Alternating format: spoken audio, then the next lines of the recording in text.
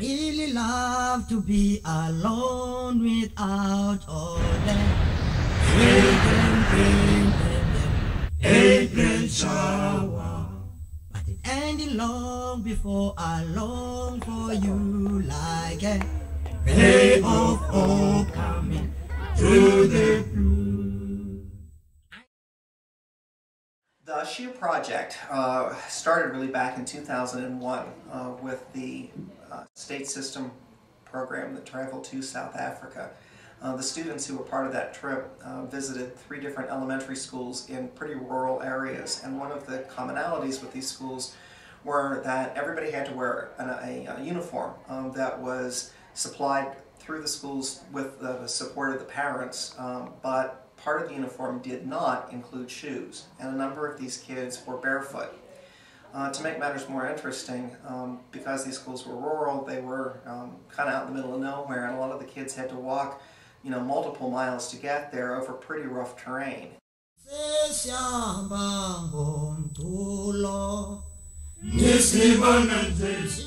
student delegates from Westchester said on the bus later on that evening, "I know everybody brought $20 with them at least to buy something to take home for themselves. I'm proposing that we each put $20 in and start a shoe fund in honor of the gentleman who is our primary tour guide here, because he talked about how he'd like to buy shoes, and that's something that we could do. We won't be able to buy shoes for everybody, but we'll be able to make a difference for some."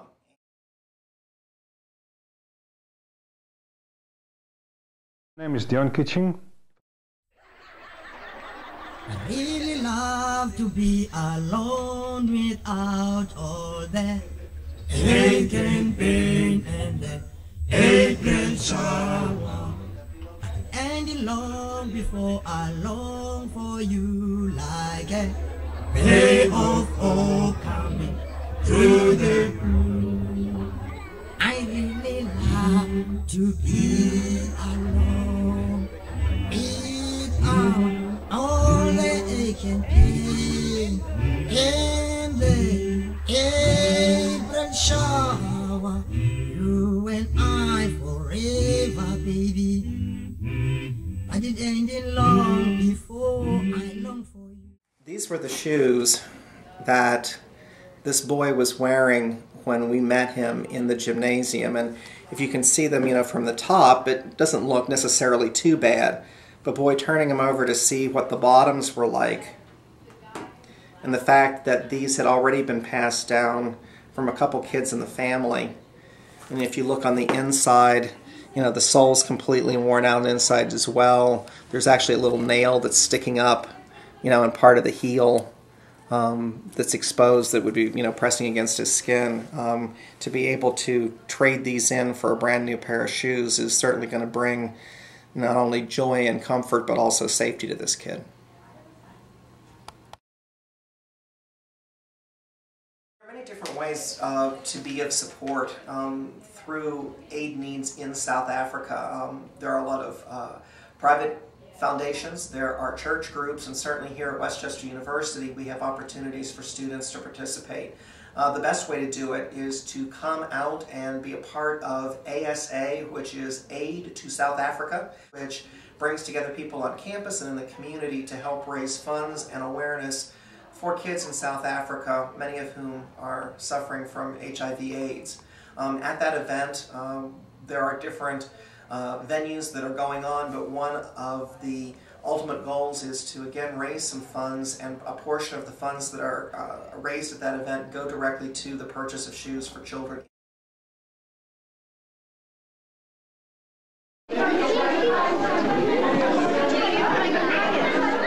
What he told us was that he is a parent of the school, and first of all he would like to say thank you to the school for the opportunity, and also to the people and the churches from America who donate the shoes, because as parents they sometimes suffer to get all the necessary clothes and especially shoes for their children, and they've got their own dignity and pride, and by being here today they show that as parents they care for their children, and sometimes they don't have enough funds to buy the things, and just by being here they show that they really care.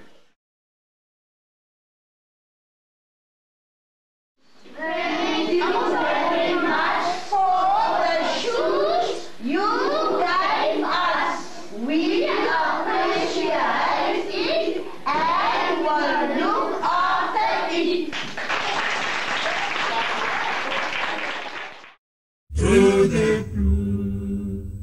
I really love to be alone.